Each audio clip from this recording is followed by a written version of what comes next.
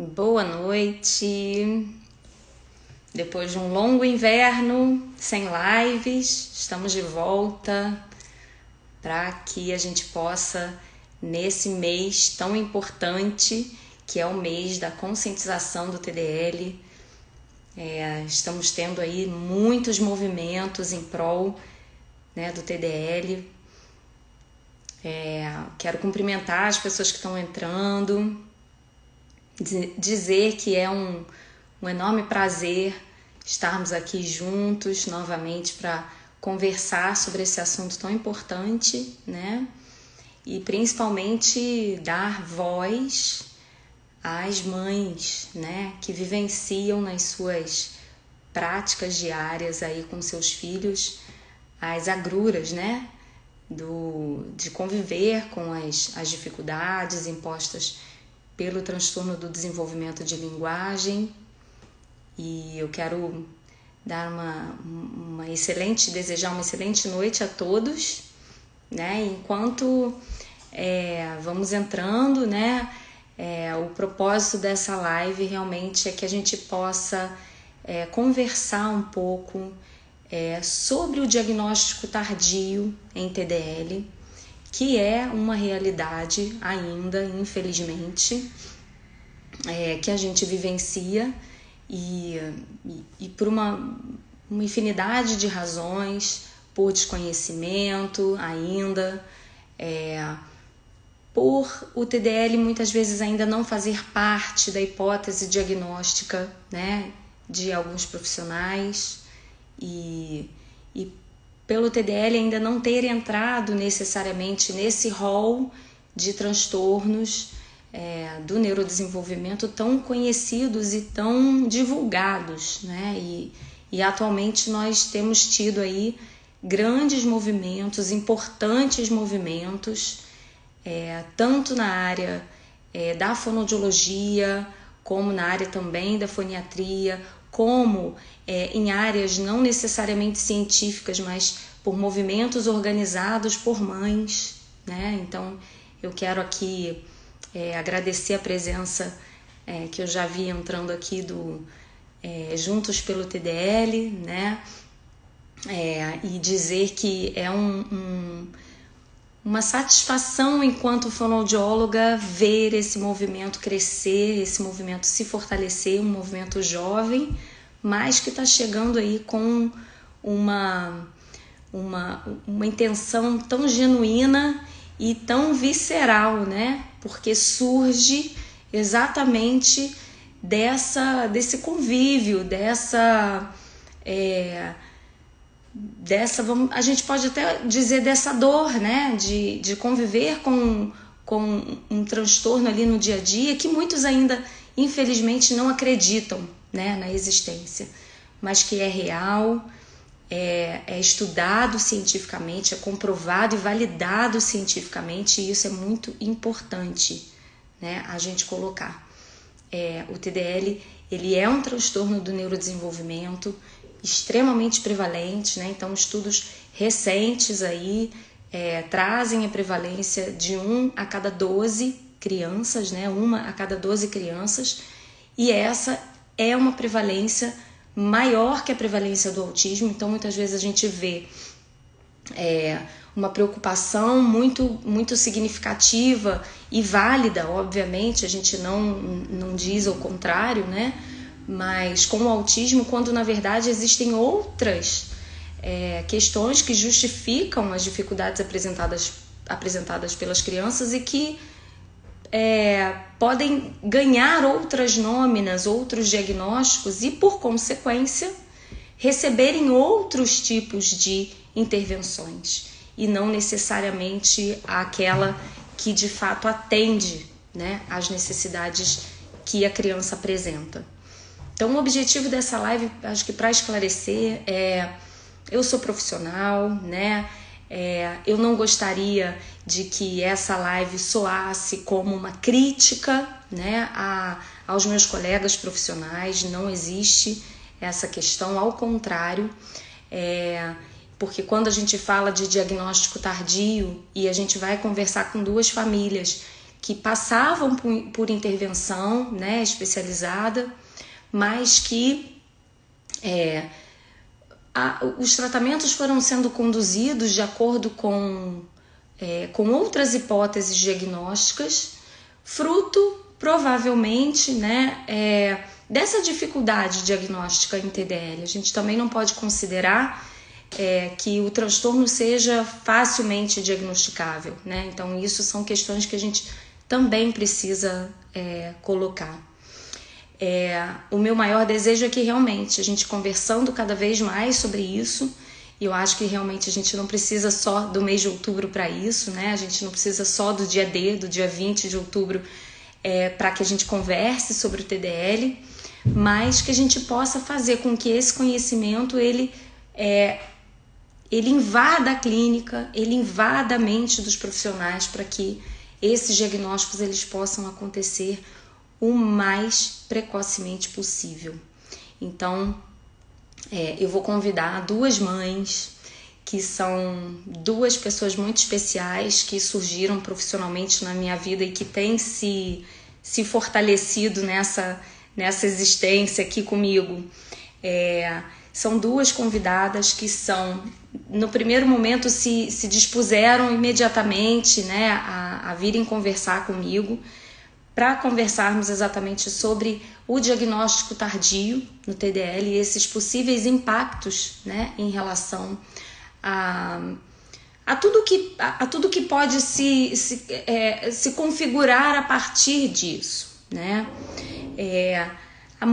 A primeira mãe, eu vou chamar as duas ao mesmo tempo, a gente vai fazer esse bate-papo juntas, né? Eu acho que é importante a gente conversar e ouvir as histórias e aí eu vou fazendo, como a Lu colocou, assim, eu vou costurando, né, a fala delas dentro de uma visão mais científica, podemos dizer assim, né? E a Marcela Duarte, ela é atriz, dubladora, é esposa do Guilherme e é mãe do Natan, de 9 anos. A Marcela é criadora do quadro Retrato de Famílias Atípicas, que é um quadro sensacional que ela criou no Instagram dela, que é o @Marcela_Duarte_dub, de dubladora. E a Marcela é integrante do coletivo Juntos pelo TDL, né? O coletivo recém-nascido, né? Que nasceu agora em setembro, formado por mães e aí orientado cientificamente pela doutora Mariana Fávero, que é foniatra, e pela Vanessa Vicente, que é fonoaudióloga também, que diz que tem, né, o seu hiperfoco de estudos no TDL. E a Marcela é uma entusiasta no que diz respeito a levar informação sobre os transtornos que envolvem o desenvolvimento infantil e suas consequências perante a sociedade e vida cotidiana, incluindo o TDL recém-diagnosticado em seu filho.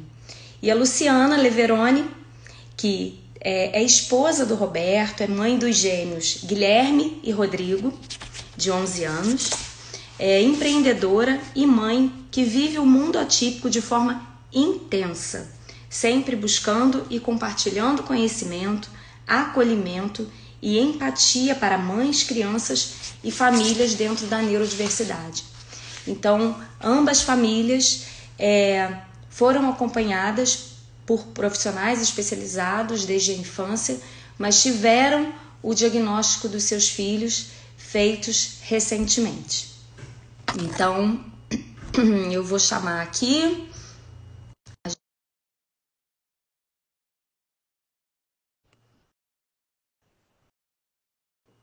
Vamos lá.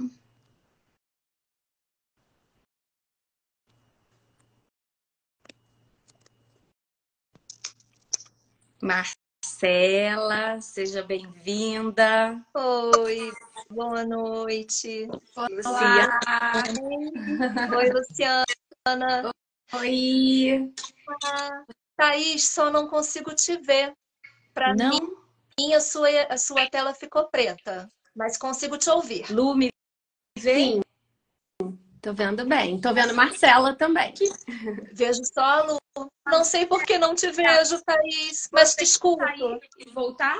Se você quiser, pode sair e voltar. A gente te aguarda. Então, deixa eu ver aqui como é que eu faço. Peraí. Só você sair e a gente retorna. Então, enquanto isso, Lu tá aqui? Tô aqui. Saiu também? Tô aqui. Agora eu não tô vendo a Lu. Ué. Mas vamos seguir. Eu vamos ver saio se e volto também? Pode ser. Então, tá. E eu fecho tudo agora.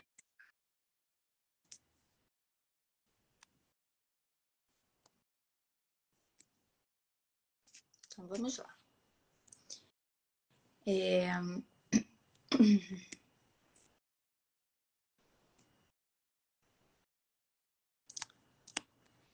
Então, vamos só, enquanto elas estão... Bom, Marcela voltou. Me vê, Marcela? Não te vejo. A sua câmera tá ao contrário, eu acho. Agora ela tá ao contrário mesmo. Peraí. Foi. Minha câmera está certa, mas eu não te vejo. Não é? Que loucura, né? Mas eu consigo te ouvir. É engraçado que eu vi recentemente assisti algumas lives que as pessoas referiram isso mesmo. Pode ser alguma questão aí em relação ao próprio Instagram, né? Ao próprio Instagram. A Luciana também saiu? Lu, quando você saiu, a imagem dela desapareceu. Então, eu vou enviar aqui um convitezinho, já que ela não tá. E aí eu quero deixar as pessoas à vontade, tá?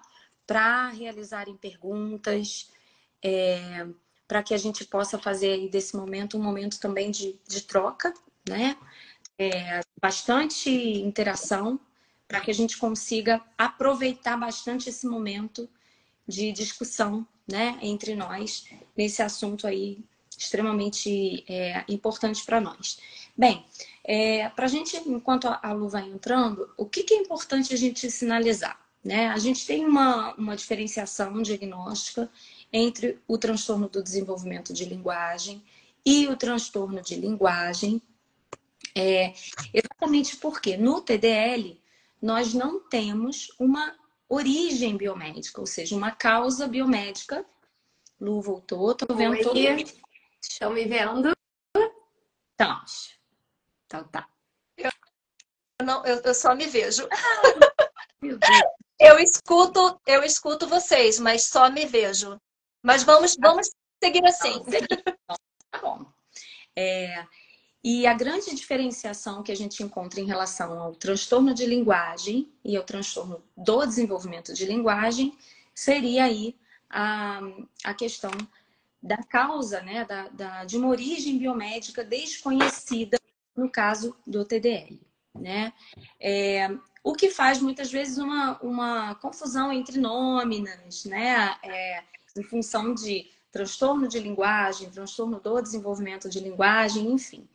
E uma idade que seria uma idade mais segura para um diagnóstico em TDL seria aí considerada uma idade entre 4 e 5 anos, né? 5 anos a gente considera ainda uma idade ainda mais segura, porque algumas nuances, né? Algumas habilidades, por exemplo, da morfossintaxe já estão adquiridas e mais desenvolvidas aos 5 anos de idade. Então, algumas habilidades elas se tornam mais facilmente diagnosticáveis na idade dos 5 anos. E aí a gente está diante de duas famílias, né, que tiveram seus diagnósticos, uma aos 9 anos, outra aos 11 anos,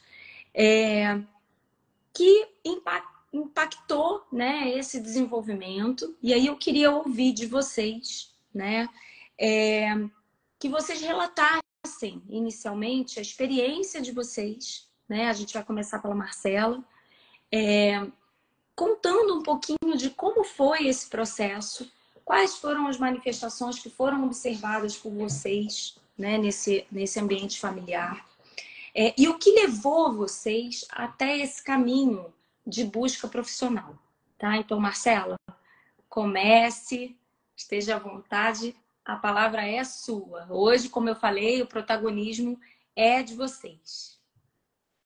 Ok, obrigada, Thaís. Bem, antes de iniciarmos aqui essa live, a gente se falou rapidamente e eu comentei que iria fazer uma prece pedindo a Deus que nos ajudasse a encontrar as palavras corretas para que a informação chegue de forma clara, objetiva, a todas as pessoas que precisam dessa informação, e que a gente possa fazer isso de uma forma muito honesta, muito sincera, muito carinhosa e muito gentil. Então, vou tentar resumir toda a história.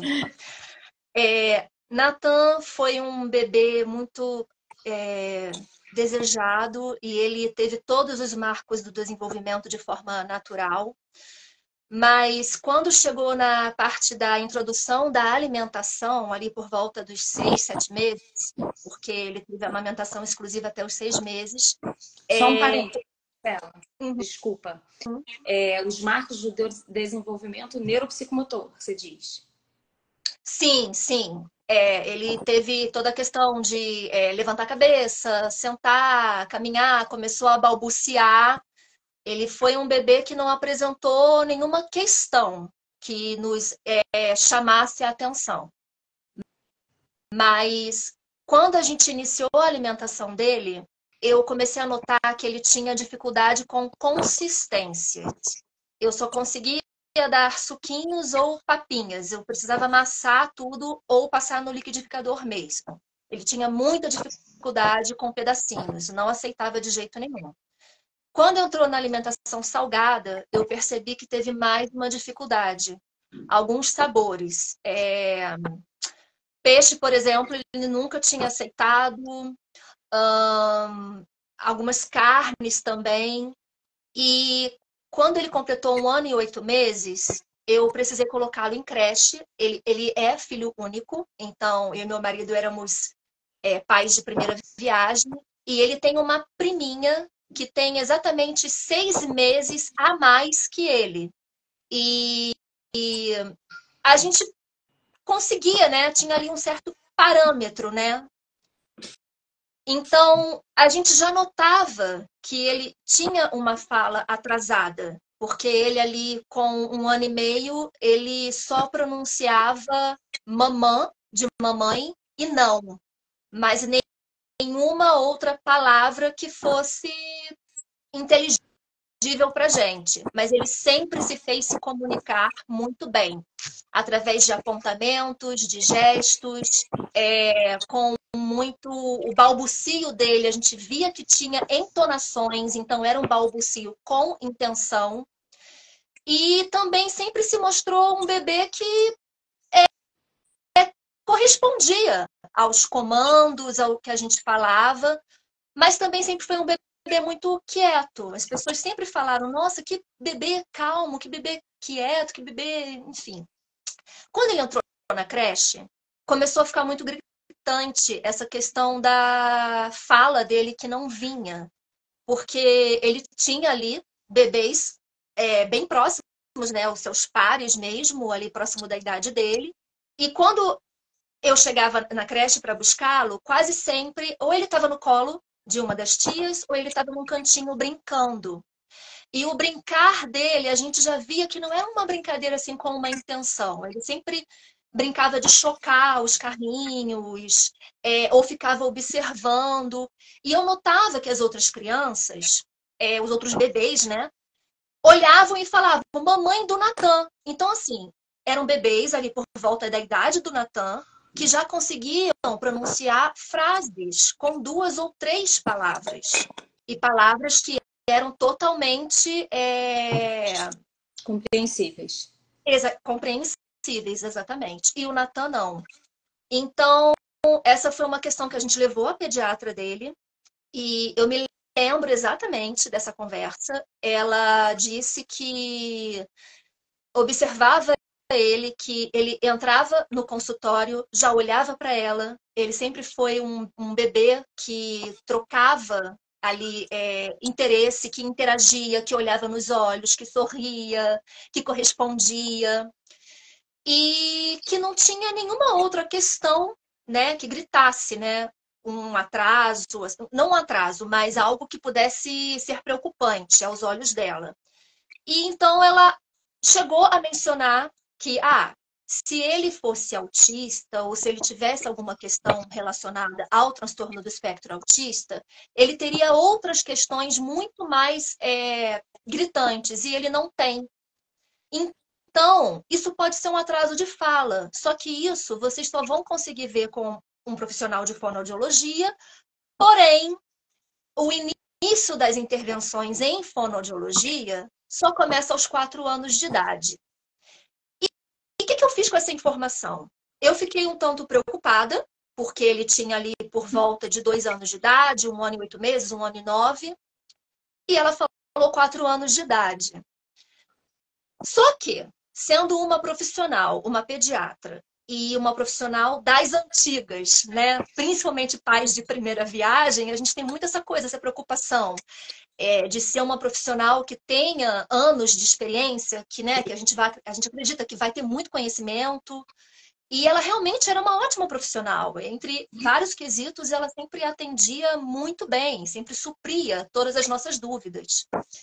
E como na família do meu marido teve uma questão de uma pessoa, não lembro quem exatamente, que demorou um pouquinho para falar, a gente realmente acreditou que poderia ser um atraso, né? Só que essas questões foram ficando muito, muito gritantes.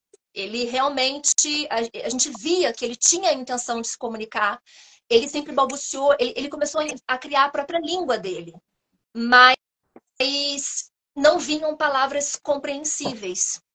E essa questão, junto com a questão da alimentação, é o que mais gritou pra gente. Porque daí a gente começou a perceber que na creche também,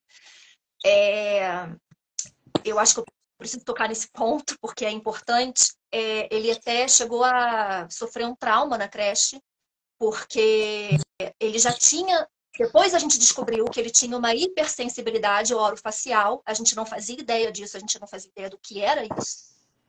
Por isso que ele não aceitava certas consistências, certos alimentos, era realmente muito difícil. Só que um dia a tia da creche forçou essa alimentação. E depois disso, ele realmente passou a recusar totalmente. Ele, por volta ali dos 3 anos de idade até os 5 anos e meio, assim, foram uns 2 anos de que ele só aceitava fórmula e leite, essas coisas. E o que aconteceu? Nessa época, ainda na creche, eu cheguei a procurar uma profissional de fonoaudiologia da própria creche e ela me orientou, ela sinalizou que ele realmente tinha um atraso. Mas não era uma profissional, eu não podia acompanhar as sessões. E muitas vezes não vinha um retorno que eu esperava. Então, como a gente estava em fase de processo de mudança de cidade, eu resolvi tirá-lo da creche, por outras questões também. E a gente ficou aguardando, né? A gente se mudou, nós éramos do Rio de Janeiro. Quando nos mudamos para Teresópolis, quando ele tinha 3 anos e meio, a gente começou a buscar realmente e não, botamos um ponto final, não tem condição da gente aguardar até os 4 anos de idade para começar a pesquisar. Vamos ver o que é isso. Ele começou, nós passamos por uma profissional de neuropediatria que indicou intervenções, né, para poder observá-lo e ir estimulando as questões que ele precisava conquistar dentro da idade que ele se enquadrava na época. E depois de 1 ano, com intervenções, acompanhamento, surgiu o diagnóstico de apraxia de fala. Hipótese diagnóstica, né? Como? Hipótese diagnóstica. Não, na realidade, aos 4 anos e meio, surgiu o diagnóstico. Ele começou as intervenções com 3 anos e meio, e depois de 1 ano, surgiu o diagnóstico já de apraxia de fala, na infância. E aí a gente começou até a entender as questões da sensibilidade dele, porque ele tinha realmente uma dificuldade até de tato mesmo, né? De Ele sempre teve muita dificuldade de escovar os dentes, só eu podia escovar os dentes dele, era muito complicado. A gente começou a entender várias questões. Porém, por que eu achei muito importante falar sobre tudo isso, né? A questão da seletividade, principalmente.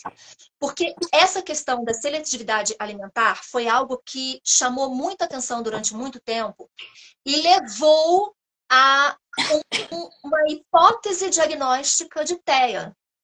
Até porque a gente sabe que a apraxia de fala na infância, né? Depois, com o tempo, isso tudo foi explicado para mim e para o meu marido. Muitas vezes ela é associada a algum outro transtorno. Então, como o Natan foi um bebê que ele tinha aquela questão, né? No momento de brincar, ele não dava intenção aos brinquedos, ele demorou para conseguir realmente brincar, construir uma história, uma narrativa, né? Usar a imaginação. Ele demorou para dar função aos brinquedos. Ele teve essa questão da hipersensibilidade, que levou a uma seletividade alimentar. Outra questão que também era muito gritante para a gente é que ele sempre levou muito as coisas ao pé da letra. Um exemplo, se numa brincadeira assim eu comentasse, nem que a vaca tussa. Ele ficava, mãe, a vaca tosse? Algumas ironias, sarcasmos, assim, metáforas, ele não compreendia. E ele sempre se mostrou uma criança que nós, como família, observávamos, e essa era uma questão que a gente também levava para todos os profissionais que atenderam ele, que a gente sempre achou que ele era muito imaturo para a idade. Então, isso tudo, realmente, para nós que somos leigos, a gente se convenceu, a gente acreditou que realmente era um provável diagnóstico em transtorno do espectro autista, nível de suporte 1. E o Natan passou por 3 profissionais de neuropediatria. E essas 3 profissionais fizeram essa investigação, né, pediram para a gente manter as intervenções. Ninguém fechava diagnóstico, mas ficava ali aquela dúvida. Vamos continuar a investigação. Quando foi na pandemia que passamos, realmente precisamos ficar reclusos em casa, porque tanto o Natan quanto o meu marido eram um grupo de risco. Eu e meu marido trabalhávamos no Rio de Janeiro, então a gente não tinha condição de descer, ficamos em casa. Nesse ficar em casa, a gente realmente conviveu bastante tempo com o Natan, porque antes disso era aquela correria do dia a dia, de descer para o Rio, encontrá-lo só à noite. Então, ele passou a ver a gente fazendo comida em casa, a gente passou a conseguir brincar, mas a gente foi dessensibilizando ele com essa questão da hipersensibilidade, das dificuldades que ele tinha, né, e os medos que ele tinha, né, em relação à alimentação, enfim. E ele passou a comer. Ele hoje é uma criança que come praticamente de tudo. Ele ama brócolis, ama tomate, ele come de tudo. E várias consistências. Então, isso realmente foi algo que foi superado, totalmente superado. Mas o que começou a chamar muito a nossa atenção é que foi justamente no período em que ele estava iniciando a alfabetização na escola. Então, a gente começou a ver que ele estava tendo muita dificuldade. E aí, a fono que eu atendia na época, a Márcia Fonseca, foi um amor. Ela foi realmente, assim, uma profissional maravilhosa, foi um anjo. A gente fez um trabalho bem de formiguinha mesmo, para ele reconhecer o som das letras. Primeiro, as vogais ele já sabia, mas as consoantes, e depois conseguir juntar, reconhecer o som dos fonemas. Foi um trabalho bem de formiguinha mesmo, com muita paciência. Só que mesmo assim, a gente notava que estava tendo muita dificuldade. Muita dificuldade. E até então a gente acreditava, né, que era por conta da questão da apraxia de fala, e a gente também teve uma questão com o local que atendia o Natan antes, onde ele estudava, que não compreendia e parecia não dar muito crédito a que ele realmente tinha uma dificuldade, né? E aí isso começou a ficar muito gritante, nós voltamos no neuropediatra, solicitamos uma nova investigação, e aí essa nova neuropediatra, a doutora Gabriela, aqui de Teresópolis, indicou que ele fizesse aquele exame de avaliação. Isso, exatamente. Algo que a gente não fazia ideia que existia. A gente não sabia o que era isso, Nunca ninguém tinha falado a respeito disso com a gente. E aí, nessa avaliação, ele realmente não fechou para transtorno do espectro autista. Eu me lembro até hoje, eu trouxe o questionário para casa, eu e meu marido sentamos e foi muito fácil para a gente fazer esse questionário, porque era muito na cara o que era e o que não era, entendeu? Então, assim, o Natan realmente não tem questões que comprometam de uma forma muito grande, assim, a parte mais assim social mesmo, né? A questão A da intenção positiva, né? O desejo de estar. exatamente. O É a Natan própria nunca teve isso. habilidade, as próprias habilidades não verbais, né? Isso, exatamente. Presentes como uma forma, inclusive, compensatória, né? Da ausência da oração. Isso. Ele sempre foi muito esperto. Ele sempre se fez entender também. Ele nota quando as pessoas não entendem e ele se faz entender. Ele encontra os meios dele. E aí, durante essa avaliação, surgiu ali uma necessidade, né? A profissional, a Fernanda, que também foi outro anjo na nossa vida, indicou que ele fizesse um PAC, o exame processamento auditivo central. E aí, no PAC, eu expliquei que ele tinha apraxia de fala, o profissional que fez o exame também notou que ele tinha uma dificuldade de fala, fez as adaptações necessárias, porém, mesmo assim, surgiram alterações. E aí, diante dessas alterações, a Fernanda também indicou que a gente fizesse uma nova avaliação com uma profissional em fonoaudiologia que tivesse também uma especialização, um conhecimento em linguagem. Que foi algo que até então nunca tinha sido apresentado para gente, nunca tinha sido assim questionado. Eu me lembro que logo lá no início, quando estavam começando a suspeitar de apraxia de fala, me lembro que a Ana Valéria, que foi a primeira fono dele, depois a Márcia também, que prosseguiu, chegaram a falar de transtornos de linguagem, chegaram até a mencionar que era algo que era até um pouco difícil de ser diagnosticado, mas que eram questões muito específicas e que até então elas não identificavam isso no Natan. Então, realmente, a gente ficou durante muito tempo o diagnóstico em apraxia e a hipótese diagnóstica em TEA. E aí, então, a Fernanda fez essa solicitação, né? A Fernanda, que foi a profissional que fez o teste dele, né? E pôde descartar o TEA. A gente confirmou isso com a neuropediatra dele, a Gabriela. E a gente foi buscar uma profissional em fonoaudiologia para poder fazer essa nova avaliação. E então chegamos a você, o nosso terceiro anjo, Thaís, que fez essa avaliação de uma forma muito cuidadosa. Eu me lembro até hoje da nosso primeiro contato, a nossa conversa. Você pediu para eu te ligar, porque eu passei um breve relato da história do Natan. E aí eu percebi a sua preocupação, o seu carinho, a sua intenção em querer contribuir, ajudar. E, enfim, diante da sua avaliação, durante a avaliação e as nossas conversas, eu já fui sentindo que ele teria alguma questão em linguagem, sim. Eu só não fazia ideia do que poderia ser. E quando você trouxe esse diagnóstico para mim e para meu marido, eu lembro até hoje, dia 1º de julho, que foi bem próximo do aniversário do Natan, tudo se esclareceu. Tudo que você explicou para a gente fez sentido. Todas aquelas questões que o Natan apresentava, que fazia a gente sempre questionar e duvidar, e não duvidar, mas assim se perguntar. Ele tem apraxia de fala, tudo bem, mas ele tem algo a mais. Que algo a mais é isso? É TEA.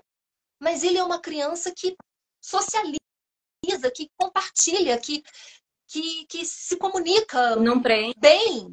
Os critérios, né? Exatamente, ele não preenche. O que é, então? Obrigatórios para o diagnóstico. Exatamente. Do espectro O que, autista. então, o Natan tem que não é justificado pela apraxia de fala, mas que se apresenta tão gritante. E quando você começou a explicar o que era o TDL, as características, como que ele se apresenta, nas idades e tudo fez sentido. sabe? Foi aquele quebra-cabeça que foi se encaixando, tudo fez sentido. E quando você falou que é um transtorno super prevalente, super presente, mas que as pessoas desconhecem, aí é que eu fiquei. As pessoas precisam conhecer. Urgente, para ontem. Então, acho que é isso. O seu relato, Tentei resumir. Marcela, tem tanta riqueza no seu relato, né? Principalmente porque você traz questões que são muito ricas no sentido de desenhar para nós, né, como esses diagnósticos eles são passíveis de confusão. Embora eles tenham manifestações que são específicas e que precisam cumprir alguns critérios, por exemplo, o autismo, de uma forma mais rígida, vamos dizer assim, né? É fundamental que se cumpram critérios para que a gente possa verdadeiramente, né, para que o neuropediatra ou o psiquiatra infantil possam fechar esse diagnóstico, e que era algo que as manifestações que o Natan apresentava não podiam ser explicados por esse transtorno, porque ele não preenchia esses critérios, que são critérios considerados A ali e que são obrigatórios para um diagnóstico de autismo.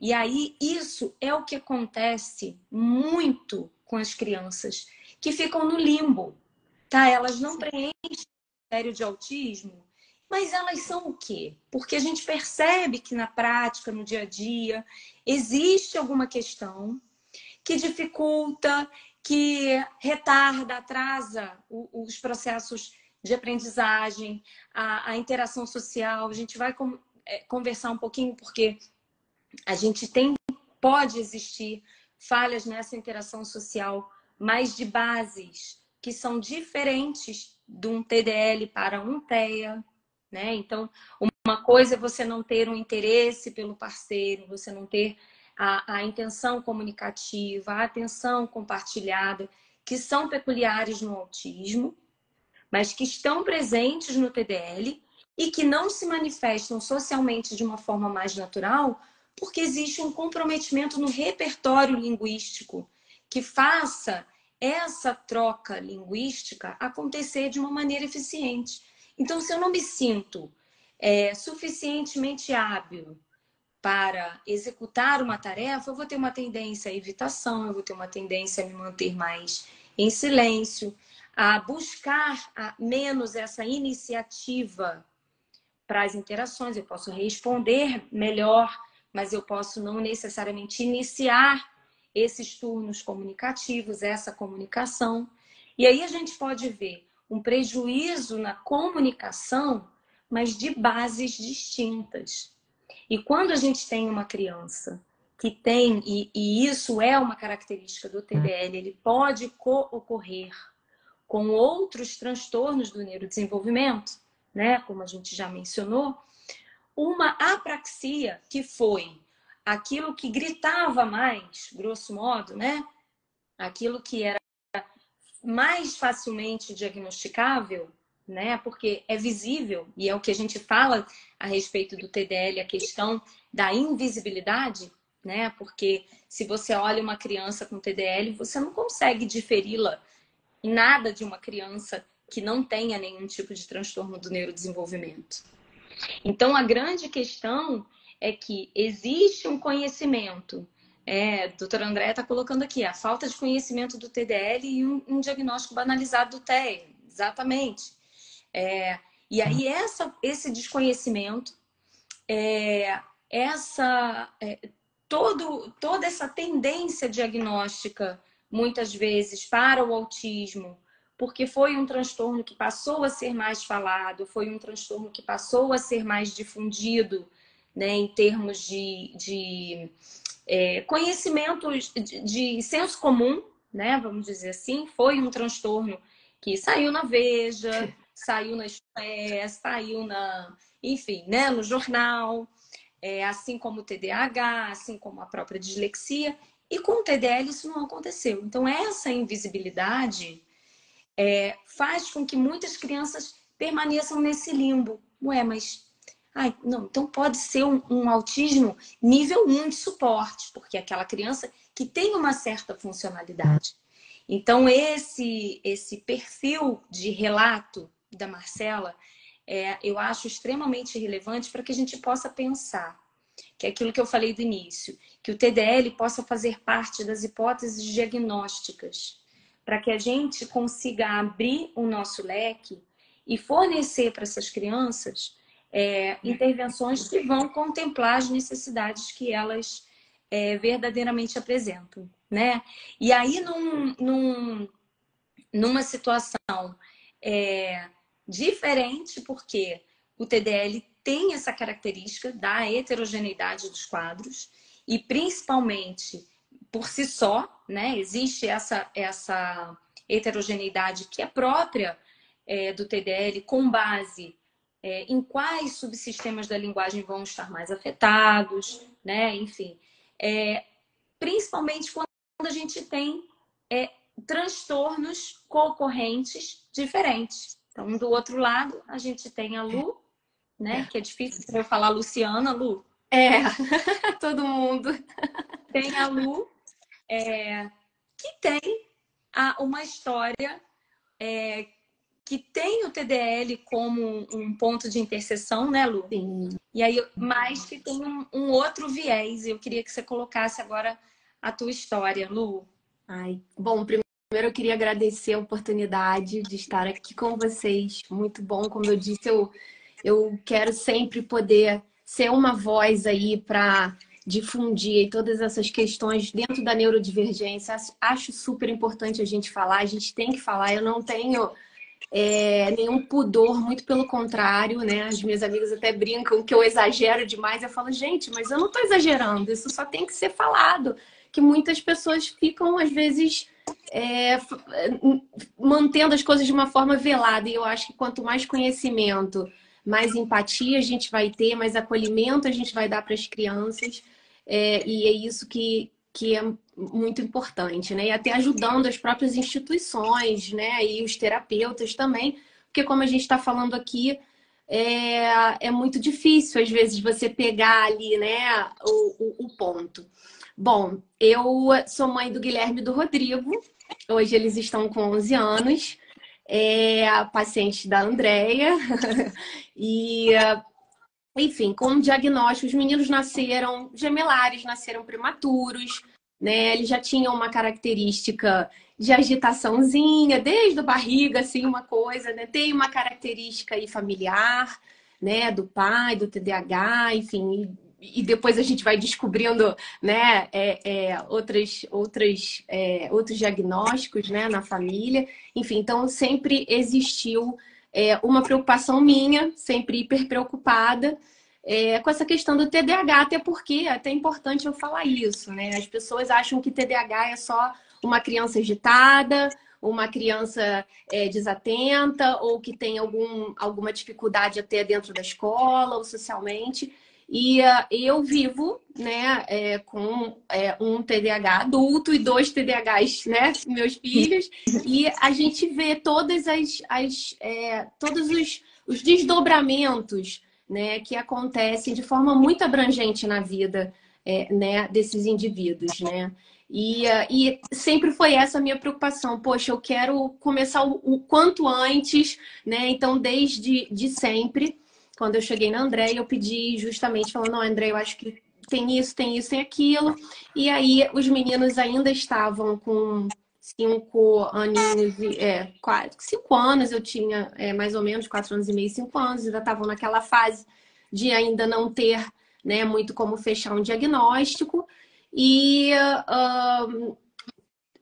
como a Marcela falou, os meninos não tiveram nenhum impacto também muito grande assim, no desenvolvimento, no neurodesenvolvimento, os marcos, tudo isso, cada um dentro da sua característica. Mas aqui eu preciso esclarecer que eu vou falar só do Guilherme, né? Que eu tenho essa dificuldade de falar só de um, né? Eu sempre falo tudo no plural, eu falo dos 2 ao mesmo tempo, e é tudo muito, muito assim, né, Thaís? Andréia também sabe, tem que chegar e falar, não, Luciana, você tá falando de quem? Peraí. Ela muda de filho, às vezes, e eu não sei. Gente, porque às vezes eu falo no plural quando eu tô falando de um só, é difícil realmente. Mas enfim, eu falo assim dos dois, né? Porque uma gestação gemelar a gente sempre pensa dois de uma vez só, mas sempre foi mais ou menos assim, os dois muito iguais e, enfim, foram sendo acompanhados até que se fizesse realmente o teste neuropsicológico que fosse fechado o diagnóstico de TDAH. Eles tinham todas as características e com essa bagagem toda aí genética, né? E tal, era isso que a gente já estava imaginando. E aí, na época da alfabetização, eu comecei a perceber, eu achava assim que existia algumas dificuldades, né? Mas, enfim, a coisa foi indo, aí fechou o diagnóstico, depois veio a pandemia, complicou muita coisa, né? Até que, bom, o Guilherme no 5º ano, né? Começou aquela coisa de redação, de texto, de escrever, e quando eu pedia para ele escrever alguma coisa, eu senti uma dificuldade, assim, muito grande dele, embora ele tivesse uma letra bonita, ele fez caligrafia, porque a escola dele, né, pedia isso. Ele já estava em intervenção terapêutica com a Juliana Rodrigues, querida neuropsicóloga, já estava sendo acompanhado também por uma fono, e toda a condução da terapia dele e do quadro dele enquanto TDAH estava sendo feita. Mas é exatamente isso que a Marcela falou. A gente sente que tem alguma coisa. Eu não sei explicar, entendeu? O que é. É coração de mãe? Né, aquela coisa assim. E eu cheguei e falei isso, inclusive na escola, inclusive para as terapeutas, para a fono. Falei, olha, alguma coisa está acontecendo. Eu cheguei a questionar na escola, como é que esse menino vai passar de ano? Ele não consegue escrever. Ele não consegue concatenar as ideias, organizar as ideias, escrever e escreve coisas desconexas, mas é um menino inteligente, é um bom aluno, tira notas boas. A escola não entendia isso, né, em algum momento, até que a coisa foi indo de mais redações e tal, e realmente, né, eu ia lá, batia, que ela ficava o tempo todo lá. Realmente tem alguma coisa aqui. Será que não é dislexia? Bom, então dislexia. Então, peraí. Então, agora faz sentido. Então, não é só o TDAH, né? Tem alguma coisa aí. Porque a gente não vai poder ter esse tempo aqui para falar sobre o TDAH, né? Mas nós três trocamos sobre isso, que para mim sempre foi muito difícil entender o que é, até hoje, o que é o TDAH, o que é o TDL, porque tem características muito parecidas, socialmente, logicamente, né? Enfim. O que é não, né, Lu? O que é de um e o que é do outro, né? Desculpa, o que é de um, o que é de outro, porque tem algumas coisas algumas características, não sei se eu posso dizer alguns estereótipos, se eu estiver falando estereotipias, né? Que eu entendo que poderiam ser somente do TDAH. Eu achava que era só do TDAH. E, de uma certa forma, eu era conduzida a acreditar nisso. Não, ele é um menino muito inteligente, mas ele é desatento, ele não tem foco por causa do TDAH. Se aquilo ali não é interessante para ele, ele não vai prestar atenção. Então, mas, gente, não era. Quando eu pegava, eu pedia, filho, escreve para mim alguma coisa. Além disso, da questão da escrita, né, essa coisa da produção textual, né, que ele tem muito forte. Eu até anotei aqui algumas coisas, né, que a Marcela foi falando, que eu fui percebendo também que era diferente. Que essa coisa do ao pé da letra, né? Se você falar exatamente uma coisa, vai demorar a entender, porque tem que ser ipsiliteris aquilo ali que foi falado. De me fazer perguntas assim, mas o que é, vamos supor, sinalização? Não sei, meu filho, como assim sinalização? Você sabe o que é sinalização? Tô dando um exemplo, tá? Ele nunca me perguntou da sinalização. Mas uma coisa, uma palavra, como a Thaís fala muito bem, que já deveria ser uma aquisição, né? Uma aquisição dele, né? Palavras funcionais. Exatamente. exatamente. E dentre outras características, a coisa eles têm também, ele tem também essa sensibilidade, essa seletividade alimentar, com textura, com alguns sabores, com tecido, com tato, né? Então arranca etiqueta, dependendo do tecido não gosta, sapato muito apertado, né? A questão de cortar as unhas, até hoje é assim, nossa, vai cortar a unha, se você segura um pouco mais para cortar a unha, e assim ele fala, mãe, você tá doendo muito. Unha não dói, entendeu? Eu não tô cortando a sua pele, não dói. O que eu posso é estar apertando um pouco porque você tá puxando, porque ele fica assim, né? Tentando puxar, né? Então, assim, não quer cortar a unha porque fica incomodado. E uma série de detalhezinhos que hoje, e foi o que a Marcela falou, quando a gente escuta a Thaís falando e explicando, a gente é como se abrisse assim um caramba, né? É isso, faz todo sentido. Mas só para As portas do alívio. Exatamente. Mas só para finalizar aí a trajetória, né? Então foi isso. O diagnóstico do TDAH veio e foram, né? Ele foi, enfim, conduzido para as terapias de fono e né? Psicóloga, medicação, né? Eles usam medicação, é essencial a medicação. Extremamente, né? Assim, fui muito questionada sobre o uso da medicação. Por que você vai dar? E aí, só quem fica com eles, né, Andréia, e eu tá aí sem medicação, é que entende, né, a diferença, porque eles têm o combinado do TDAH, que é, né, a hiperatividade, né, e a questão atencional.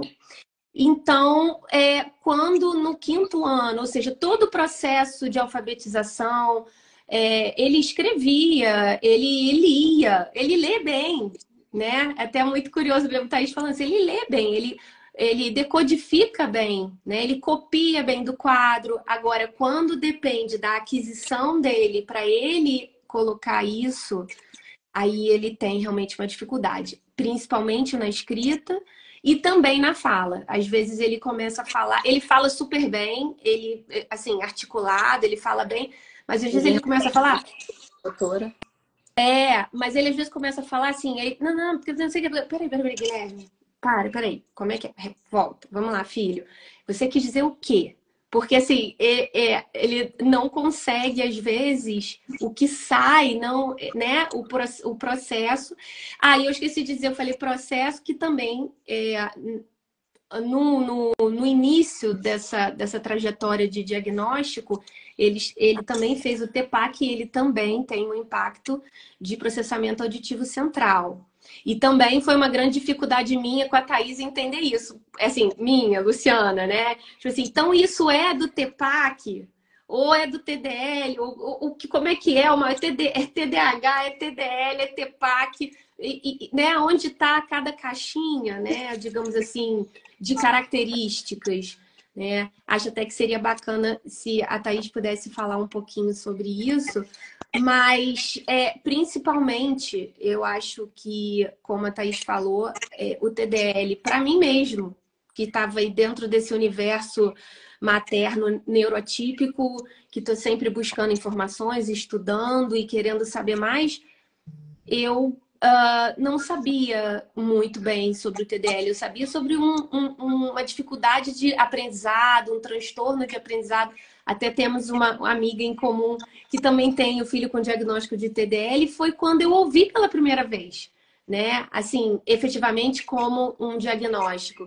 E então, assim como eu, muitas mães e até escolas não têm conhecimento, né, de que essa criança TDAH, TEA, né, se for, né, coexistir, como para ela é difícil, ela tá ali vendo um professor falando, né, e ela de repente tá fazendo um esforço absurdo para tentar traduzir aquilo ali para né, para a linguagem dela, dentro do que ela tem ali de ferramentas, né?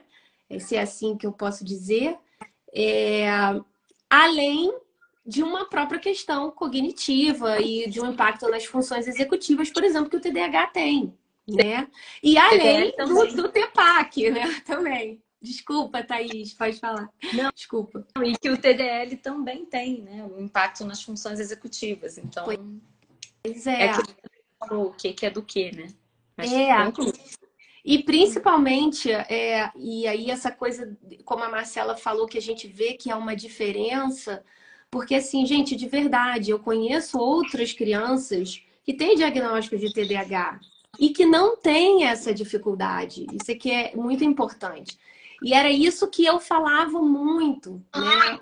O que foi muito, assim, de uma certa forma, um caminho um pouco angustiante, eu diria, de estar falando assim, gente, mas não é possível, sabe? Não é possível, deve ter alguma coisa aí. Eu vejo outras crianças que têm características, que têm diagnóstico fechado de TDAH e que não tem isso. E aí você fica pensando assim, poxa, então, coitado, meu filho TDAH tem, né, é um super TDAH, porque ele tem... Não, ele é TDL.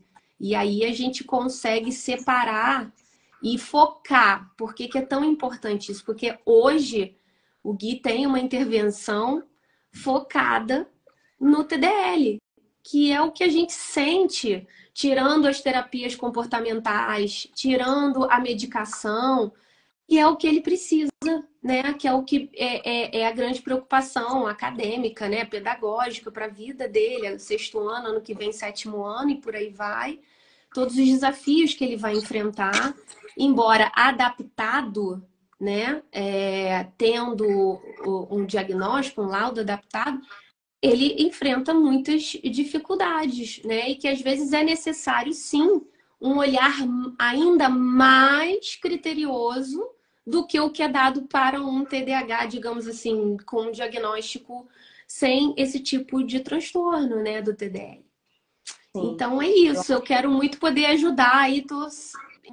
Eu acho que você fez colocações também, Lu, riquíssimas, né? E uma das questões que eu acho que vale muito a pena a gente colocar em relação ao diagnóstico do Guilherme, por exemplo, que veio tão dotado de muitas suspeitas, de muitas coisas acontecendo ao mesmo tempo, né? Que era a questão da compreensão oral e da expressão oral. Então, foi uma das questões que marcaram muito a avaliação do Guilherme. E o que vai diferenciar o que é do que? Uma boa avaliação em linguagem, né? Nos aspectos específicos da linguagem. O que acontecia de uma forma muito significativa, né? E muito gritante em relação a tudo isso que você mencionou.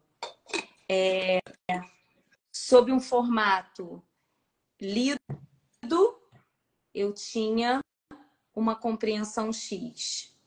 Sob o formato ouvido, eu tinha uma compreensão X. O que acontece normalmente com as crianças que têm dislexia?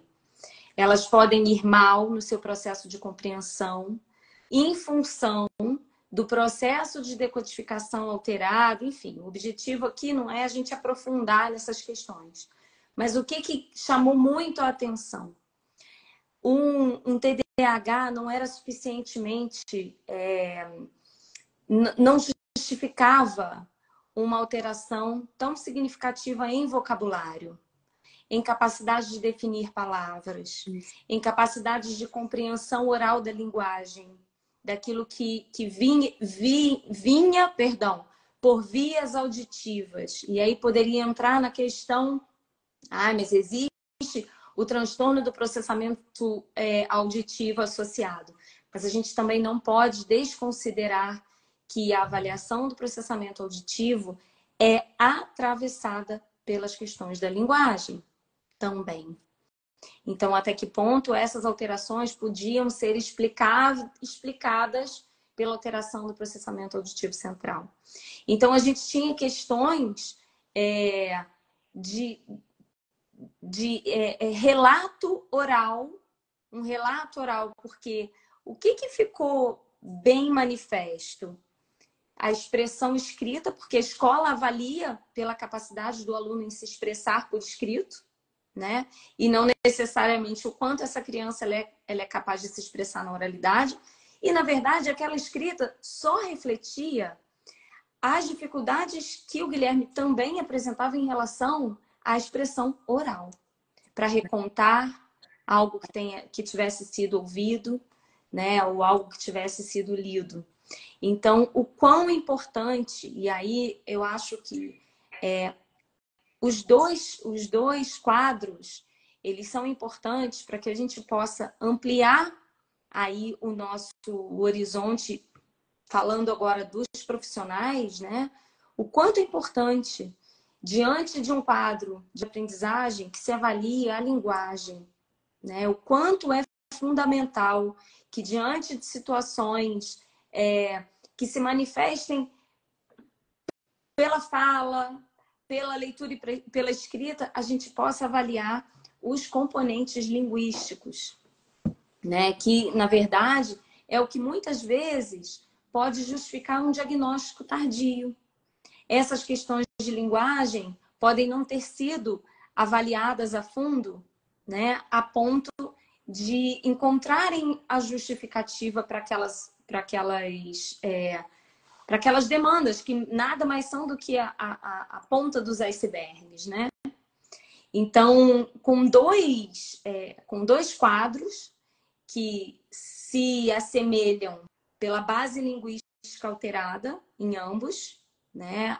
Seja pelo viés da expressão oral, seja pelo viés da expressão escrita, né? Ou para compreensão da leitura, né? O quanto as habilidades linguísticas elas precisam ser consideradas quando se fala de um indivíduo que está apresentando manifestações, seja em fala, seja em linguagem, seja em leitura escrita, né? O que é comum a essas três esferas é a linguagem. Então, ambos com concorrências diferentes, mas partilhando dificuldades que se assemelham porque são explicáveis por alterações linguísticas, né? Então, ai, desculpa, é que eu acho que tem um delayzinho aí, eu achei que você tivesse terminado. Pode colocar. Não, pode colocar. Que o que eu ia dizer é o seguinte, no âmbito aí do social, né? O Guilherme também é um menino muito sociável, né? Ele é um menino extrovertido até, se comunica bem, então isso também até confunde, né? Ele não tem tanto isso. Mas hoje eu vejo o seguinte, essa questão da dificuldade que ele tem de se expressar, por vezes ele tem, às vezes, assim, quando ele fica ele é mais reativo, ele é mais impetuoso, que é também uma característica que pode ser do TDAH, mas às vezes é muito assim, como se ele não tivesse realmente conseguindo se fazer entender, mas isso vem de uma forma como se fosse assim, sabe?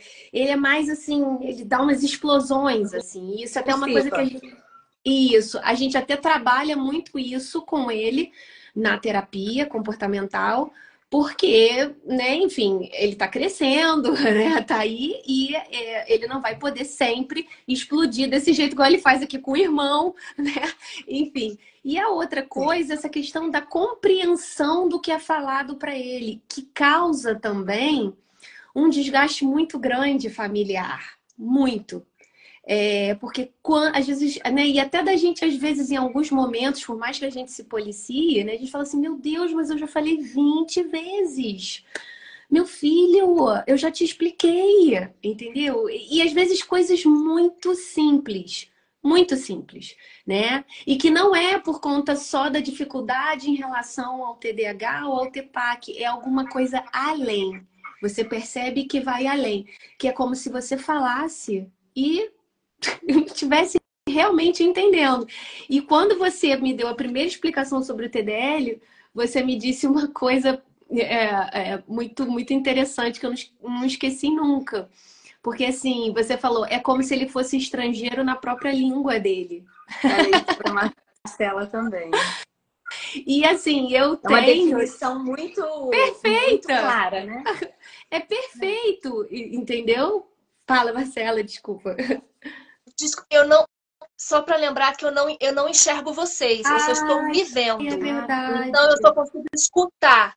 Aí eu tento me comunicar quando eu tenho uma brecha no áudio. Mas Desculpa se eu você interrompê-los. pode interromper a gente, fica à Com vontade. certeza. Tá, só para fazer um adendo, porque você falou disso que ficou muito marcado para você no diagnóstico, que foi uma luz para você compreender o que é o TDL, e isso realmente foi maravilhoso. Mas, Thaís, se seria possível você explicar a mesma coisa que você explicou para mim e para o Guilherme? Você falou a respeito dos 4 subsistemas de linguagem. E que no caso do Natan, ele apresentou alteração em 3. E aí isso foi realmente assim, não, fecha para TDL. E quando você explicou para a gente o que são esses 4 subsistemas, o que altera e tal, realmente assim Faz toda a ficou diferença. super esclarecido o que é TDL. Então, eu vou explicar isso vou explicar para vocês, mas antes eu queria fazer um comentário que eu até anotei aqui, mas eu esqueci de falar, porque eu fico tão focada no que vocês estão conversando e trazendo de riqueza, né? A Lu falava assim, mas isso não é do TDAH? E eu falava assim, mas Lu, o Guilherme tem intervenção medicamentosa, o Guilherme tem intervenção terapêutica, né? Em TCC, né? Com ganhos, com resultados. Por que essa manifestação tão significativa ainda? E por que essa alteração, por exemplo, no vocabulário, seria tão intensa, né? Eu até fiz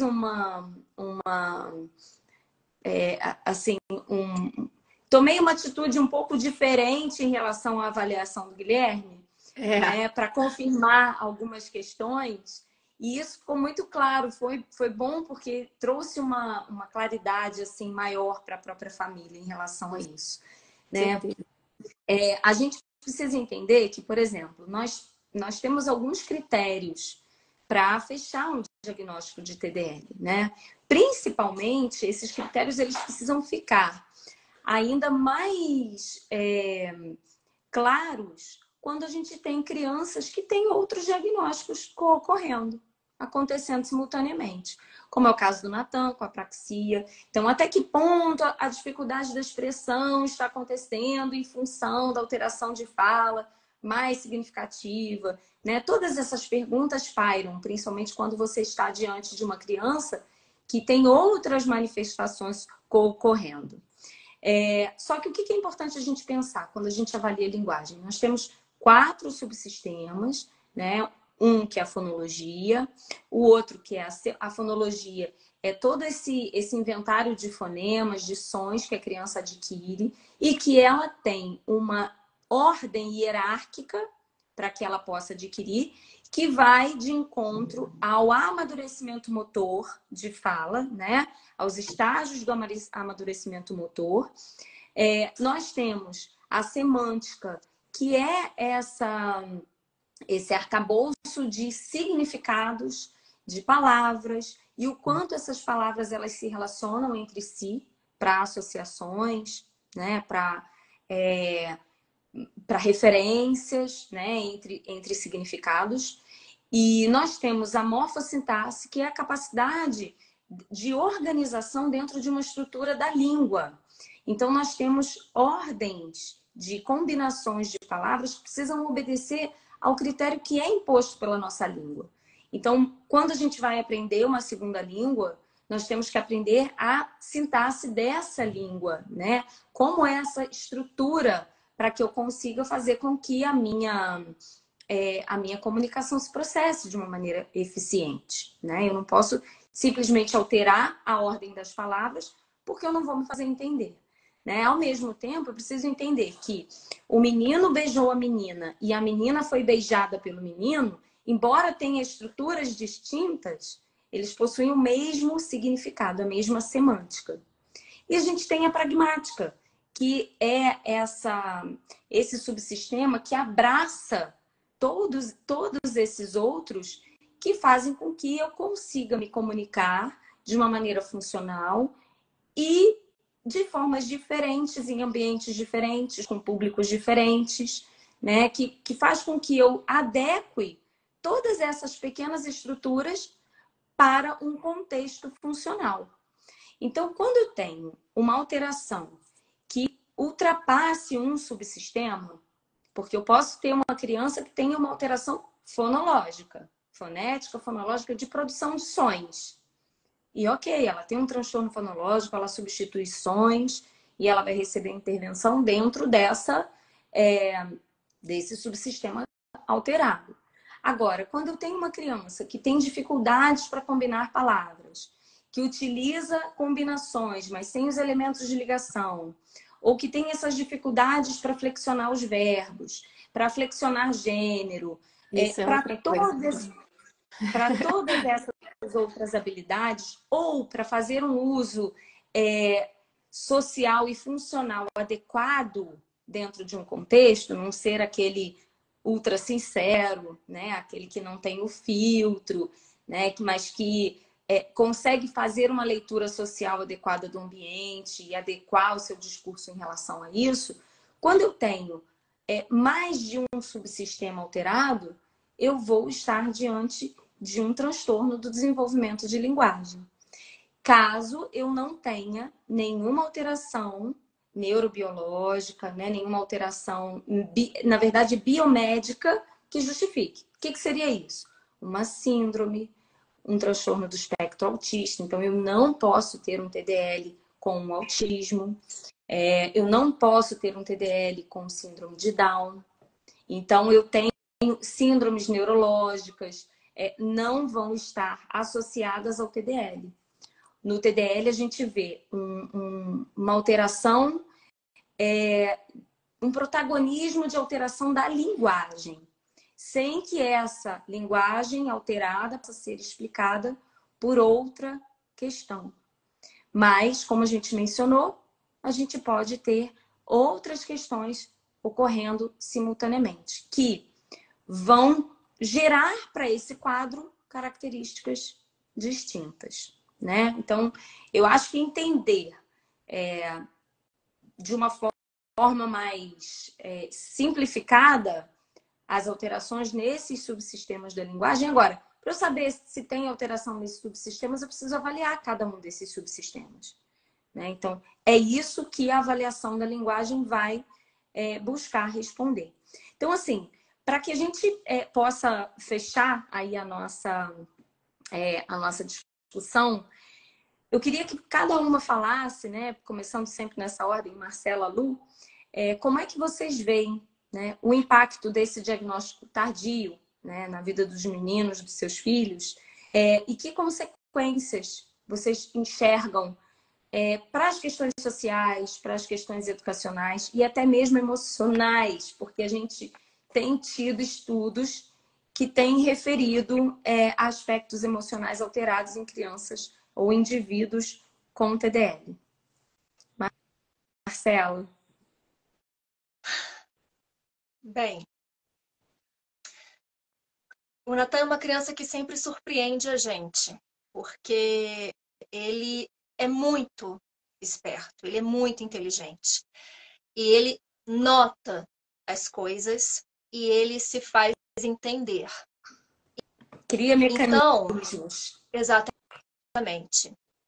E ele entende, ele nota as coisas que acontecem ao entorno dele. Eu e meu marido conversamos com ele, explicamos que ele tem TDL, que ele tem apraxia, ele é curioso, ele se mostra interessado, ele quer entender a si mesmo e ele fica muito feliz quando ele nota que as pessoas o compreendem. E quando o compreendem, tanto compreender que ele tem uma condição que não é por ele ser preguiçoso, não é por ele ser mimado, não é um atraso, é uma condição.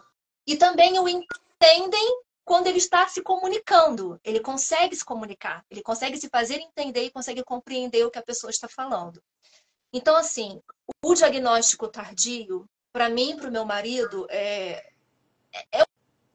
triste, porque eu tenho certeza absoluta que se esse diagnóstico tivesse sido realizado lá, vamos botar até um pouco mais tarde, vamos botar aí por volta dos 6, 7 anos de idade, né? Hoje ele tem 9. Mas se esse diagnóstico tivesse sido realizado quando ele tivesse ali por volta dos 6, 7 anos, eu tenho certeza absoluta que ele hoje seria outra criança. Porque quando ele recebe, por isso que eu digo, por que ele está sempre nos surpreendendo? Porque quando ele recebe a atenção devida e a ajuda adequada ao que ele necessita, ele progride. Ele progride rápido e ele progride também porque ele é capaz de perceber que ele está progredindo. Sim. Então, isso serve também como um estímulo para ele. Então, hoje, aos 9 anos de idade, ele está no 2º ano do fundamental. Até porque eu e meu marido solicitamos que ele repetisse o 1º ano por conta da pandemia. Mas ele hoje ainda não é capaz de ler e escrever com autonomia. E aí, isso está trazendo também outras questões para ele. Porque se ele já tem uma dificuldade para conseguir acompanhar a turma em sala de aula, ele já vai ter uma dificuldade de aquisição das demais matérias. Mas ele, além disso, tem um muro gigantesco na frente, que é ele não ter autonomia de ler e escrever. Eu tenho certeza que se ele tivesse tido esse diagnóstico lá atrás, nós teríamos um outro entendimento, nós teríamos uma outra abordagem, ele estaria já sendo encaminhado de uma forma em que hoje eu acredito que ele poderia, de repente, estar tendo uma funcionalidade de leitura e de escrita muito boa, muito melhor do que ele tem hoje. E aí, isso não seria uma questão tão gritante, que é o que mais nos preocupa hoje. E eu também tenho certeza que ele não teria passado por situações que hoje, quando eu me lembro, eu entendo até que foram situações amedrontadoras para ele. Dele ser questionado, dele ser colocado contra a parede, dele ter sido taxado no local onde ele estudava anteriormente como uma criança desinteressada, como uma criança que não demonstrava iniciativa. Quando quem convive com o Natan e quem atende o Natan, todos os profissionais que atenderam ele, terapeutas e neuro, todo mundo percebe que é muito pelo contrário. Exato. E se a gente tivesse esse conhecimento, mesmo sabendo que existe um agravante gigantesco das pessoas não terem conhecimento do que é o TDL, né? Sim. Nós, como pais, tendo esse diagnóstico, nós iríamos informar, o TDL é isso aqui. E eu tenho certeza que ele não teria sido taxado dessa forma, ele não teria tido, nós não teríamos tido, tanto nós como pais e ele como uma criança, não teríamos tido um desgaste emocional tão grande. Porque foi como você bem disse no início, Thaís, como que uma criança que entra em uma sala de aula com 15, 30 crianças e tem ali uma dinâmica de sala de aula, aquela criança não consegue acompanhar. Às vezes a professora já está lá na frente passando a terceira informação, ele ainda está tentando processar a primeira. Exato. E principalmente no caso do Natan, que entende e percebe as coisas.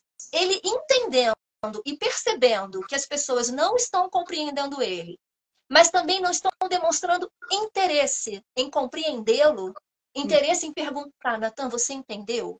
Natan, você quer que eu explique de novo? Ele percebendo que as pessoas também não estão tendo esse interesse, é uma criança. Ele hoje tem 9 anos. Quando essas questões começaram a ficar gritantes para a gente, ele tinha 6, 7. Como que essa criança realmente vai... Perdão. Você vê que, assim, a falta da clareza que inicia pelo diagnóstico, né? A gente não pode dizer que Eu achei muito interessante. Marcela, vou compartilhar a sua ação esse ano, no dia 20. A Marcela tomou uma atitude que me emocionou muito. Eu falei com ela e chorei na mensagem, porque assim, ela fez cartinhas, né? Posso falar, Marcela? Pode, eu vou chorar. Ela fez cartinhas para os alunos, amigos, explicando para os amigos à mão, cartinha por cartinha, explicando o que era, que o Natan poderia demorar um pouquinho para entender algumas questões, né? Mas que ele era um menino inteligente, que ele, enfim. E a Marcela foi parada pelos responsáveis desses coleguinhas, né? Que, à medida que entendem essa dificuldade, se solidarizam e abraçam e modificam as suas atitudes e se tornam, né, muito mais acessíveis para esse auxílio, para essa espera, né, para muitas vezes essa necessidade que eles têm de que a gente lentifique um pouco a nossa fala, para que eles possam acompanhar esse processamento, né, de linguagem, esse processamento de compreensão de linguagem, enfim. E eu achei tão bonito, porque às vezes a gente pensa em mudar uma realidade muito grande, mas na verdade a gente precisa mudar essa realidade, né? E tá convivendo comigo, com o meu filho, né, ali, e que muitas vezes não entende por que demora para responder, ou por que não responde, por que desiste de responder no meio do caminho, né? Então, assim, ela foi para a rua panfletar sobre o TDL e ela teve essa atitude dentro do quadrado, vamos dizer assim, né? Que é onde existe convivência e que é onde vai precisar haver empatia, vai precisar haver paciência e vai precisar haver mudança, porque não tem como a gente falar apenas de adaptação curricular, apenas de uma prática educacional, mas a gente precisa ter no recreio a pessoa que lide com esse indivíduo no recreio, que auxilie, que desacelere a sua fala, ou que dê tempo para se expressar, enfim.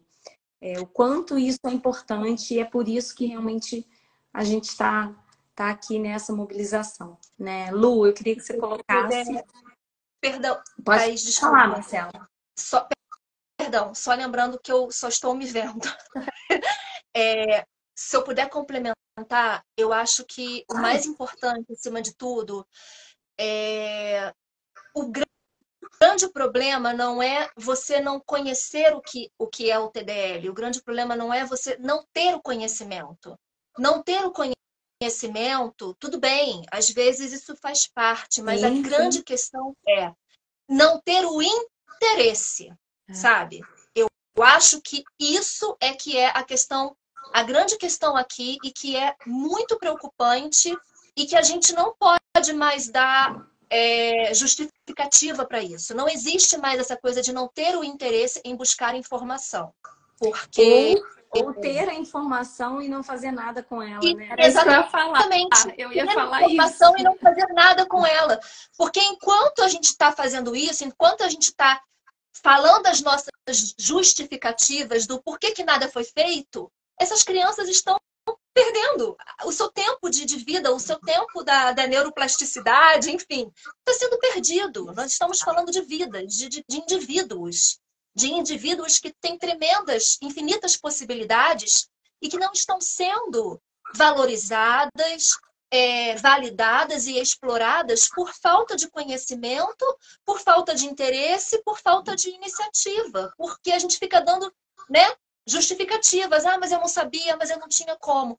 E eu preciso dizer que é muito importante que aconteceu essa ação que eu fiz na escola que o Natan está estudando, e assim, como é diferente, como é impactante quando você está em um local onde as pessoas demonstram interesse, sabe? O Natan, ele está nessa escola nova há poucos meses e ele foi super acolhido.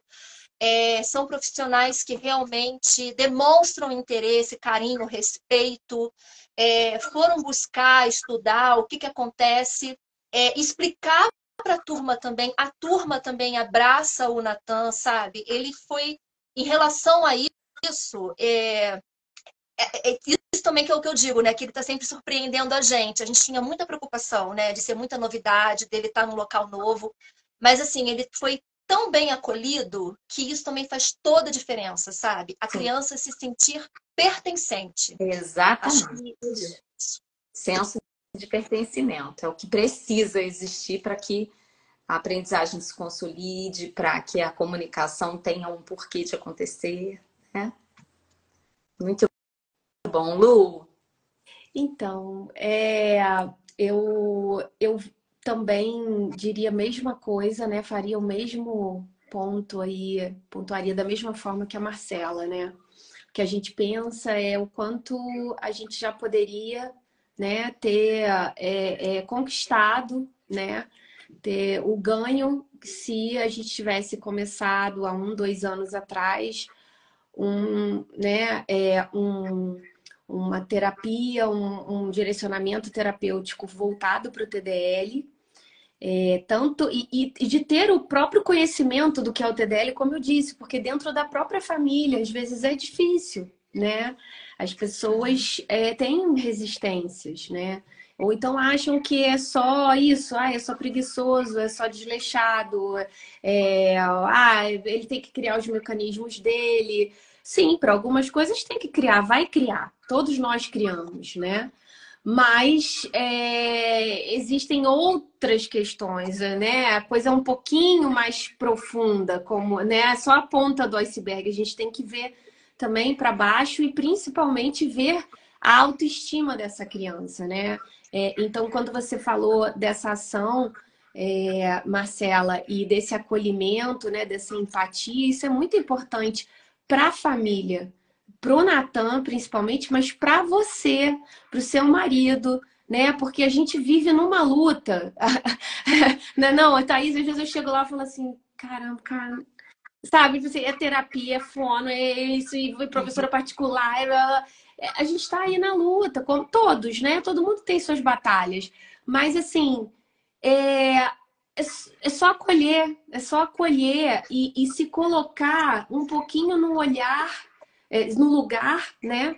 Ou ter o olhar de como essa criança deve se sentir, de como essa família deve se sentir. E uma vez que você tenha o conhecimento do diagnóstico, que se você não conhece, beleza, a gente também não conhecia, né? Sim. Eu também conheci o TDAH superficialmente, o TPAC superficialmente, agora eu estou me aprofundando mais no TDL, né? Então, assim, a gente foi buscar essa informação. Então, não só os profissionais, mas as escolas, principalmente, né? Para que tenham, assim, ninguém precisa chegar e ser autoridade no assunto como a Thaís, mas precisa buscar a informação e falar, bom, peraí, vamos tentar fazer. Então, o meu sentimento do impacto que desse diagnóstico tardio é isso, é que a gente já podia ter alcançado, ter limpado aí algumas questões, né? Principalmente quanto mais próximo da alfabetização, eu acredito, né? Logo depois. E essa coisa de que foi a pandemia. Isso é outra coisa. Foi a pandemia, porque a pandemia atrasou. Não é mais atraso de pandemia. Acho que a Marcela até falou isso, né? Acho que a gente fez atraso é uma coisa. Exatamente. Condição é outra. Exatamente. As pessoas não entendem e tem que escutar isso de familiares, de amigos. É doloroso, gente. Às vezes é melhor a gente guardar a nossa opinião só pra gente. É verdade. Desculpa, desabafo aqui. Não, mas a gente se não conhece, se não vive aquilo, pergunte antes de falar. Sim, não, e aí a pandemia, obviamente, que ela contribuiu negativamente. Contribuiu, mas sim. ela não foi o fator causador, né? De todo o histórico. E só para finalizar, que também é muito importante, que outro dia eu estava conversando com a Thaís sobre isso, é que assim, efetivamente o Gui tem momentos perdão, que ele está extremamente cansado, ele está cansado, que ele está em intervenção terapêutica, né, Thaís? Estava até falando sobre isso. Sim. Há bastante tempo, né? E agora, digamos, é que a gente está entrando, né, no que realmente, quer dizer, não desprezando de forma alguma qualquer outro trabalho que tenha sido feito anteriormente, né? Para o TDAH, tudo isso não é isso. Mas, assim, enquanto impacto principal na vida dele, né, acadêmica, né, pedagógica, nas aquisições dele, né, escolares, sem dúvida, ele poderia ter sido menos sacrificado se ele já tivesse sendo tratado há algum tempo atrás. Então, acho que isso impacta tudo. Isso impacta socialmente, isso impacta, enfim, de todas as formas, né? Acho que a gente colocou, né, a forma social, educacional e emocional. Eu acho que tudo, esse diagnóstico tardio acaba impactando tudo isso. E aí você tocou num ponto que às vezes até na própria adesão a essa intervenção, né? O que muitas vezes a gente já recebe uma criança com um diagnóstico tardio mais cansada, mais desacreditada das terapias, o que pode fazer com que realmente a adesão a essa intervenção possa se comprometer, né? Então, assim, o diagnóstico em idade, vamos dizer, favorável, né, em idade ideal, aos 5 anos de idade, ela tem possibilidades que são distintas, o que não inviabiliza o ganho, né, de respostas, a evolução, mas que com certeza a gente acaba precisando lidar com outras variáveis quando esse diagnóstico ele se apresenta de maneira tardia nesse indivíduo e nessa família. E principalmente, né, na pré-adolescência. Exato. Na pré-adolescência. Ainda tem isso, hormônios, as questões que são próprias, né, da adolescência. Isso aí. Eu quero muito agradecer, eu estava aí tentando me manter dentro mais ou menos do nosso cronograma de 1h30, né, para não ficar também cansativo para nós, para quem está nos assistindo. E eu quero, assim, agradecer imensamente tudo que vocês colocaram, né, todas essas vivências que vocês passaram e que geraram aí muitas interrogações no processo do desenvolvimento dos meninos, né? Mas que foram pontos importantes para somar para um diagnóstico que, embora tardio, né, a gente tem que considerar que ele é oportuno, né, dentro daquilo que se tem. Então, antes um diagnóstico tardio do que um não diagnóstico, de que uma interrogação para sempre, né? Mas eu considero, assim, cumprido com louvor o nosso objetivo de divulgar nada melhor do que por meio de relato de histórias reais, de dores que são reais, de vivências que são aí viscerais mesmo, né? Que estão aí na nossa pele, né? Para que isso sirva verdadeiramente como um alerta para os pais que estejam atentos ao desenvolvimento dos seus filhos. A gente só vai identificar uma dificuldade de linguagem se a gente sentar para conversar, né? A gente só vai perceber determinadas falhas se a gente ouvir essas crianças, ouvir esses indivíduos, esses adolescentes. E do ponto de vista aí dos profissionais, terem atrás da orelha a pulguinha do TDL, né? Para que a gente possa verdadeiramente investigar. Investigação, eu gosto muito dessa palavra, porque é exatamente isso, é vasculhar, é desbravar, exatamente buscar respostas para aquelas manifestações que estão ali. Uma manifestação, ela diz muito, mas a gente precisa aprofundar.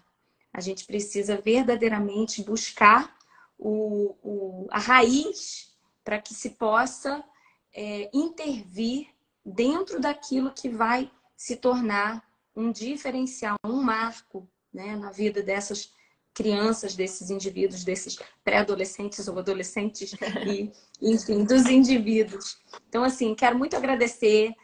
Marcela, se despeça, Lu depois se despeça, sintam-se muito beijadas e abraçadas, porque é um grande prazer fazer parte da história de vocês, né? E é um grande prazer ter vocês na minha história profissional. Aprendo muito mais do que, com certeza, posso ensinar de alguma forma. Marcela.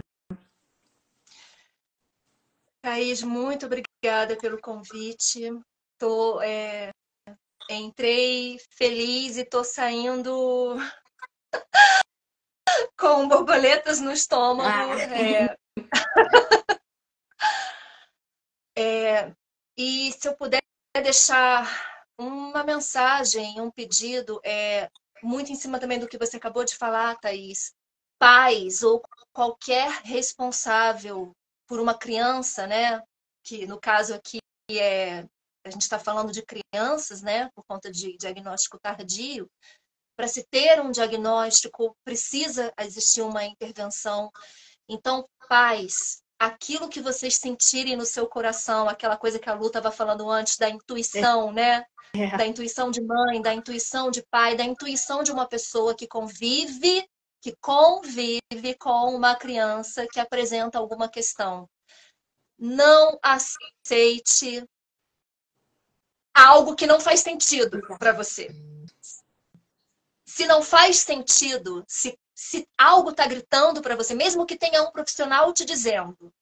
Porque hoje, se eu tivesse a informação de que não precisa esperar os 4 anos de idade para buscar um profissional de fonoaudiologia, para começar uma intervenção, uma investigação, né? Você não precisa de um diagnóstico para começar uma intervenção com essa criança, para que ela possa começar a adquirir o que ela precisa. Corram atrás. Vão atrás, investiguem, não tenham dúvida, não tenham medo. E não tenham medo de questionar. É um direito nosso questionar. E profissionais, ouçam as famílias e validem o que as famílias estão trazendo para vocês. E isso que a Thaís também falou, investiguem, pensem nas diversas possibilidades. Não pensem só em algo que, de repente, está muito fácil, né? Essa foi a palavra que me veio agora, mas vamos supor, como, por exemplo, no caso do meu filho, o TEA, né? Estava muito gritante, mas existem N outros transtornos que podem também justificar aquelas características que se apresentam. Então, pesquisem, porque isso vai fazer uma grande diferença. Vai fazer uma grande diferença na vida, vai impactar muito na vida de uma criança e na vida de uma família, em consequência. Então, quem não tem informação, se é algo que você desconhece, vá estudar, vá buscar, porque se você se dispõe, se você é um profissional que se dispõe a atender uma pessoa, a atender principalmente uma criança, você precisa ter essa disposição. Você precisa buscar informação, porque isso vai causar um impacto negativo ou positivo na vida de uma pessoa e no futuro dessa pessoa. É isso. Excelente. Lu? Então, bom, eu tinha certeza que ia ser muito especial essa live, a gente falou sobre isso antes, né? Como eu disse, eu estou muito honrada, muito feliz de estar aqui nesse espaço, né? Ter sido convidada pela Thaís, de estar dividindo aqui com a Marcela esse lugar. E me sinto extremamente, apesar da gente estar falando de diagnóstico tardio, assim, extremamente privilegiada, né? De ter finalmente, né? Fechado o diagnóstico, né? Do TDL e de ter dado um encaminhamento e de ter conseguido entender que não era só, não é exagero de mãe, entendeu? Tá exagerando. Não era isso. Não é nem um pouco de exagero, não é nem exagero meu, nem exagero deles diante das dificuldades que eles têm. Então é isso, só gratidão e o que eu realmente puder fazer para esclarecer, difundir, ajudar, acolher outras mães, outras famílias. A Thaís já tinha me falado, né, do movimento Juntos pelo TDL. Eu já estou seguindo e eu vou, se possível, fazer parte. Quero entrar de cabeça aí, né? E é isso, gente. Boa noite, muito obrigada. Oi, Marcela. Pode falar, Marcela. Aproveitando, Lu, que você mencionou sobre as famílias que tiverem interesse em fazer parte do movimento, o Instagram é @juntospelotdl. Lá tem um link onde tem um material já disponível que você pode nos ajudar divulgando para escolas e fonos, panfletando, como você puder ajudar. E aquelas pessoas que estiverem interessadas em fazer parte do coletivo, só mandar uma DM no próprio Instagram, tá? Explicando um breve relato da sua convivência, né? Do seu entendimento de TDL, e se você é profissional, se você é família, se você é uma pessoa com TDL.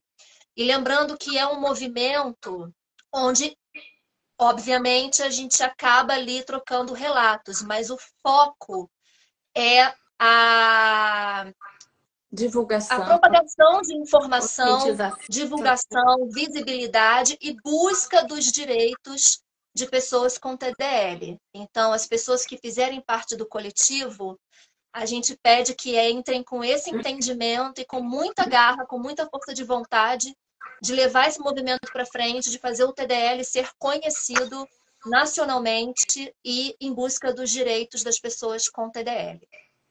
Excelente, meninas. Quero muito agradecer e quero fechar. Não tinha planejado isso, mas diante de tudo que foi falado aqui, né, me recordei de uma frase que uma professora muito querida fala muito, que é: se faz sentir, faz sentido.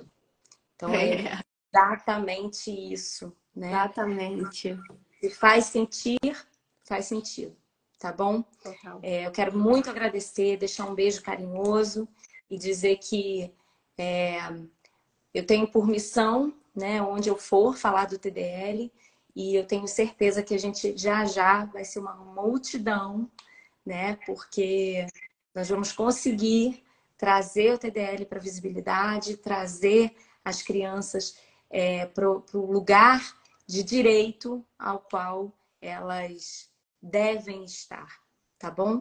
Muito obrigada. Eu vou deixar essa live gravada, vou colocar lá no meu canal no YouTube, Fono Consciência separado, para que mais e mais pessoas possam assistir, tá bom? E ó, um beijo no coração de vocês. Beijo, obrigada, meninas. Obrigada. Boa noite para todos. Beijão. Obrigada. Boa noite. Beijo. Beijo.